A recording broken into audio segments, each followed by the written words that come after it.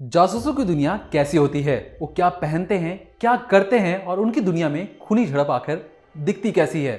अगर मैं आपसे पूछूं कि आपने जासूसी के बारे में क्या पता है तो आप कहेंगे किताबों में, मूवीज में या किसी बड़ी वेब सीरीज में ही आपने जासूसों की कहानी देखी, सुनी या पढ़ी होगी।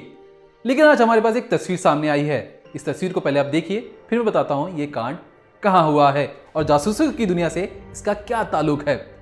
दरअसल इस तस्वीर में एक सीसीटीवी फुटेज सामने आई है जहां पे एक गाड़ी आकर पहले रुकती है।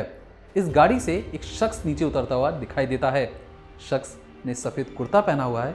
2 या 3 कदम ये आगे चलता है, तब तक पीछे से एक शख्स आता है जो बंदूकतान उस पर फायर कर देता है। खैर, यूट्यूब गाइडलाइन की वजह से हम आपको आगे का फुटेज नहीं दिखा सकते, लेकिन फायरिंग के बाद क्या हुआ वो आपको दिखा देते हैं। दरअसल इस शख्स भागता हुआ नजर आता है। पहले अपनी ही गाड़ी के चक्कर लगाता है और जो फायर कर रहा था शख्स वो भी इसका पीछा करता है। कुछ देर बाद शख्स दूर भागता है और जो शख्स उसको बंदूक गोली मार रहा था वो भी उसके पीछे भागने लगता है। अब सीसीटीवी फुटेज का एक और हिस्सा देखिए। इस सीसीटीवी फुटेज में आपको दिखाई देगा कि एक लड़की कूदती हुई नजर आती है। ये सफेद कुर्ते हुए पहने शख्स को बचाने की कोशिश करती है। अब आपने तस्वीर तो देख ली, अब सोचिए ये तस्वीर कहां से सामने आई है। दरअसल भारत की लगते हुए देश यानी नेपाल के काठमांडू में पाकिस्तानी आईएसआई एजेंट यानी एक जासूस पर ये फायरिंग की गई। इस जासूस का नाम क्या है? दरअसल इसका नाम है लाल मोहम्मद उर्फ मोहम्मद दर्जी। उम्र है 55 साल। ये पाकिस्तान के लिए जासूसी का काम करता था। काम क्या था? तो भारत और बांग्लादेश में फेक करेंसी यानी डुप्लीकेट करेंसी बनाकर भारत में भेजना, उनके बाजार को कमजोर करना। दूसरा काम क्या था इसका?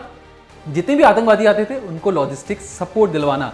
लॉजिस्टिक सपोर्ट से कहने का मतलब कपड़े, पैसे, यहां तक कि बंदूक भी भारत में आतंकवाद फैलाने के नाम पर देना। तीसरा कनेक्शन इसका और खास है। इसका कनेक्शन दाऊद इब्राहिम से भी है, यानी डी गैंग से भी इसका रिश्ता जुड़ता हुआ नजर आ रहा है।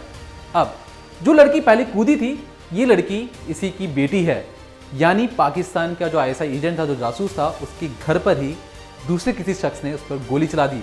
अब ये शख्स कौन है, किस देश के लिए काम करता है, ये अब तक पुख्ता नहीं हो पाया। पुलिस भी उस शख्स का पता नहीं लगा पाई है। लेकिन जिस तरीके से खुलेआम जासूसी दुनिया में एक शख्स दूसरे जासूस पर गोली चला देता है, एक तरीके का खुला चैलेंज माना जा रहा है इसे।